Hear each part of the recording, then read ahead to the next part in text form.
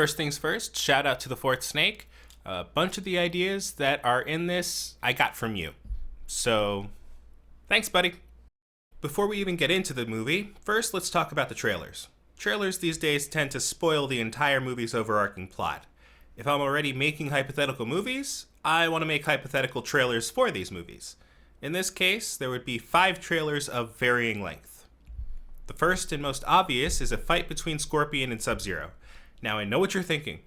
So original. No one's ever done that before. Except here's the thing. This isn't just movie Scorpion versus movie Sub-Zero. This isn't their fight in the movie. This is both characters fighting each other in an MK Mythology's Sub-Zero-esque temple. This is the fight between both characters that takes place a few years before the movie. The one where Sub-Zero killed Scorpion. Except we're not going to show that part here. For about 2 minutes, Sub-Zero will fight with relatively unrefined ice weapons, and Scorpion will fight with only a sword and his rope kunai. Then, both will go to opposite sides of the screen, rush at each other, and boom, title shot. I'll say why I did this sort of thing later. The second one will be Liu Kang. It'll be about a minute of him doing kata and throwing fireballs as part of it. Then, one of his White Lotus masters will compliment him on his form, say he's ready, and say something along the lines of, "Remember your mission." Liu Kang will say, "Of course." He'll look at the main temple and declare, "I shall defeat Shang Tsung." Title shot. The third one is similar to Sonya's first scene in the original movie, though it won't be through a nightclub. There will be a shootout between military forces and the Black Dragon.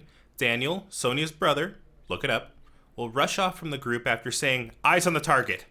Sonya will be held back a little due to cover fire from the Black Dragon, but after asking to have some cover fire laid down for her, she'll go after him. When she catches up, she sees Kano standing over Daniel's body with a knife in his throat. Kano will see her, say, "Pleasure doing business with you, love." Apologies to any Australians in the audience, and run off. She won't chase after him, but instead go to Daniel's side, where he tries to talk, but can't due to the throat stabbing, and dies in her arms. Title shot. The fourth one will be for my favorite Mortal Kombat character, Johnny Cage. Like in the first movie, we'll start with him filming an action scene, but midway through, badum-ts, the director will yell, "Cut!" Johnny will ask, "What the hell?" But the director cuts off his complaints with a letter he got. Turns out the funding for the movie got cut because Johnny's ex-wife Cindy, again, look it up, did an expose about him saying his skills are all BS and that it's all just stuntmen doing it for him. Johnny will get on the phone with his agent trying to fix everything, but his agent says it'll take time. Partway through that conversation, Johnny sees a poster for the Mortal Kombat tournament and his eyes light up. Hold on, the Mortal Kombat tournament, that's my ticket. This thing only happens every 50 years, everyone knows about it. Even Cindy couldn't damage my credibility if I won. Of course they'll have cameras, this thing's the Super Bowl of combat tournaments. All I gotta do is what I do best, and I'll be a living legend. And even if they don't have cameras, I'll have the word of every martial artist in the world. Look, you work your angle, I'll work mine. Close up on the poster, and title shot. The last one will be the shortest. Raiden will be standing on a mountaintop, and he'll be looking quite happy. But then behind him, the sun in the sky will start to rotate with the moon, and days pass at breakneck speed. Raiden's smile slowly turns to a frown, and then to a blank stare. And then, the moon stops. His blank stare turns to resolute anger, and lightning begins to flash from his eyes. And the entire time, there's this monologue. "For thousands of years, I've looked over this world.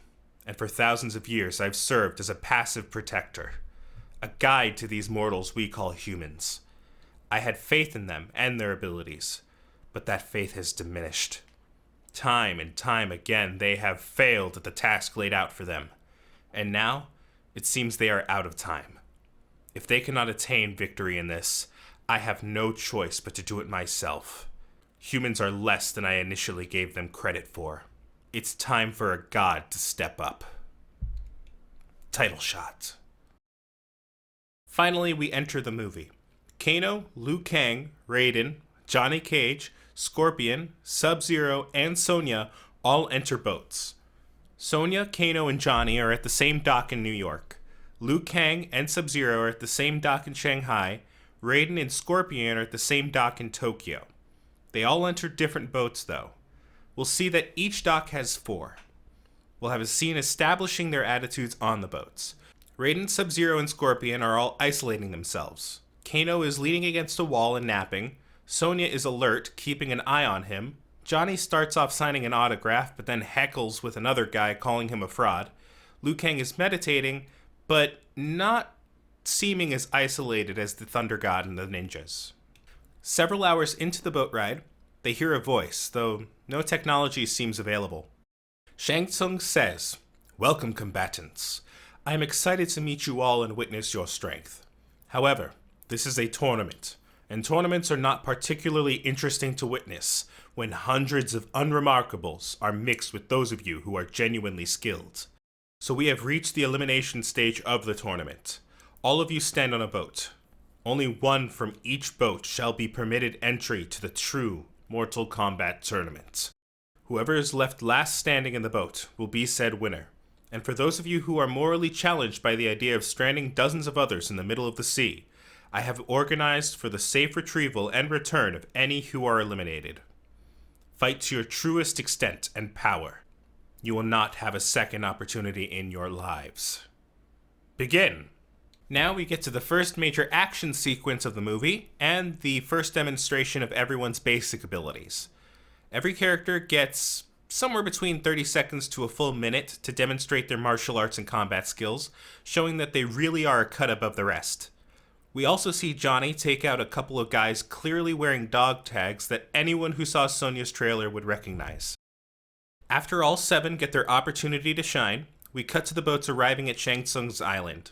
All the boats seem to have some blood on them, but it's demonstrated that Scorpion, Sub-Zero, and Kano's boats are especially bloody. In order of general remaining carnage, I'd say the order from least to most would be Liu Kang, Johnny Cage, Sonya, Raiden, a tie between Scorpion and Sub-Zero, and then Kano's just got guts all over the place. As everyone steps off, we see Scorpion and Sub-Zero glare at each other.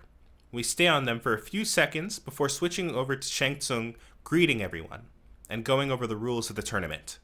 It is a single elimination bracket. Everything is allowed except firearms. He especially looks at Sonya when he says this. The fight will continue until a combatant submits or has been sufficiently incapacitated. The tournament will begin tomorrow. Every combatant shall face a single opponent each day. On the 7th, a champion shall be crowned, but that begins tomorrow. For now, rest, recuperate. You'll need that strength. And remember, no contestants are to fight outside of an official match. If you initiate, and I will know who does, a fate most unpleasant will befall you. Shang Tsung walks away with a cordial smile, and we see Raiden and Liu Kang glaring after him. After a few moments, Liu Kang will turn to Raiden and introduce himself. Their conversation will go something like this. Liu Kang: "Lord Raiden, I am honored to stand in your presence. My name is Liu Kang, and I am the representative for the White Lotus in this year's tournament." He bows to Raiden, but Raiden does not bow back. So the White Lotus have sent yet another sacrifice. Let me guess. You are a descendant of Kung Lao. Raiden sounds more sad than prideful as he says this. I am, though I am nowhere near the main family line. The closest you could call us are distant cousins. This duty was not pushed on to me. I volunteered. You volunteered for death. If that is my destiny, then so be it. But I have sworn to win back the tournament from Shang Tsung at any cost to myself. Win back the tournament? So even the White Lotus have forgotten why we have this tournament to begin with. I beg your pardon, Lord Raiden, but what do you mean? It does not matter. You will succeed as well as the last 9 to attempt. You humans have proven incapable. I will win this tournament to make up for past failures. Please, just stay alive.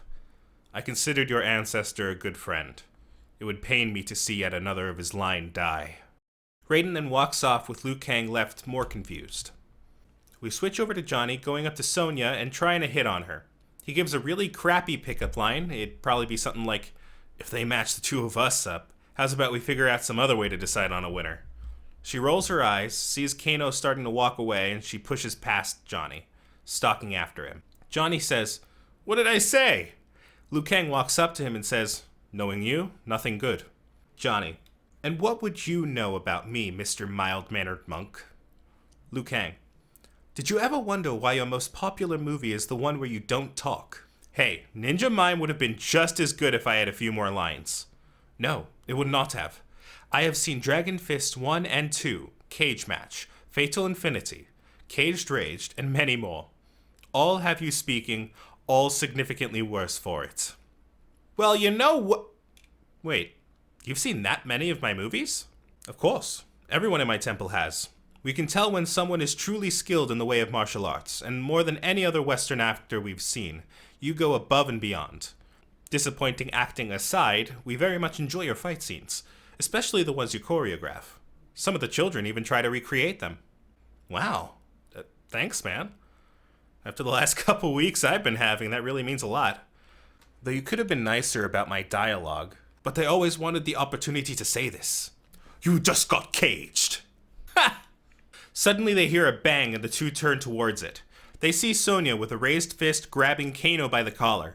Kano says, "Do it. Kill me." You heard the old man. You'll end up dead and your crew will be down one more lead on the Black Dragon. Sounds like a win for me. She actually looks like she might start beating him, but Johnny holds back her hand. Whoa there, lady. Let Crocodile Dundee over here go. Sonya never takes her eyes off Kano. Let go. He's going to pay for what he's done. Oh, Sheila, you're not even in the top 20 of those who want me dead. But if you think you're the one for the job, grab that gun you've brought with you and hope you've got better aim than your brother. Sonya rips her hand away from Johnny and tries to grab for her gun. Surprisingly, it's not there. She looks around on the ground for it before finding it in Liu Kang's hand. Sonya, taking a United States officer's firearm is grounds for 10 years in prison. Liu Kang, then it's a good thing I'm not a U.S. citizen, and that this island is not under its purview. He turns away from Sonya and chucks her gun into the ocean. She rushes at him and grabs him by the collar of his shirt. Why did you do that? We have a saying back in my temple. A weapon wielded in anger is one held by he or she who can't be trusted with it. It seemed you were likely to do something you'd only regret in the long term, so I removed the option. You had no right to do that. Perhaps not, but neither did you to kill him as things are. She growls in anger and pushes him away. When she turns to find Kano again, he's gone.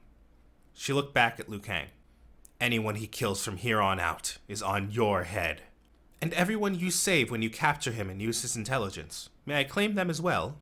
Sonya, realizing she isn't going to win this argument, walks away, fuming.